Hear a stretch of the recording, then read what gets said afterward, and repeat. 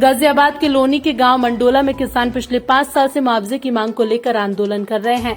किसानों द्वारा मंडोला बिहार आवास योजना के बाहर कब्र खोदकर जिंदा लेट गए। जहां तक आपकी निगाहें जाएंगी, आपको किसान कब्र के अंदर लेटे नजर आएंगे।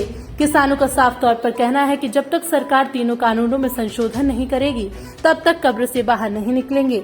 एक तरफ किसान तंबू लगाकर महिलाओं के साथ आंदोलन कर रहे हैं, वहीं किसान ही कब्र खोदकर कब्र में लेटे हैं। किसानों ने कहा कि गाजीपुर बॉर्डर पर चल रहे आंदोलन का लोग समर्थन नहीं करते। उनका कहना है कि सरकार तीनों कानूनों में संशोधन करे और हमारी मांगों को पूरा करे, अन्यथा हम घर वापस नहीं होंगे। भूमि अधिग्रहण पे जो किसानों पे जो कानून बनाए हैं अभी 3 कृषि कानून, उनके विरोध में, और भूमि अधिग्रहण में जो आवास विकास ने किसानों की जमीन लूट की है, उनके विरोध में तो 5 साल से चल रहा था। अब क्योंकि पूरे देश का किसान का मामला है, तो हमने उसको भी साथ रखा है कि भाई भूमि में जो आपने ये कानून बनाए 3 कृषि कानून, उनसे कैसे जमीन सरकार छीन रही है, इनमें संशोधन कर दीजिए। किसान को मत लूटिए।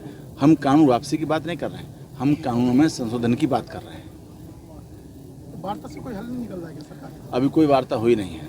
एक वार्ता कल हुई थी, वो कोई वार्ता नहीं थी, सिर्फ उनका कोशिश थी कि हम आपके साथ कितने किसानों ने यहाँ पर सम्मानित दिए हैं? 17-18 लोग हैं। हम लोग एक छोटा सा मुद्दा था यहाँ, जो आवास विकास परिषद है उसने ज़मीन का अधिग्रहण किया 6 गाँव की का, उसके मुआवजे को लेके हम यहाँ पिछले 5 साल से आंदोलनरत हैं।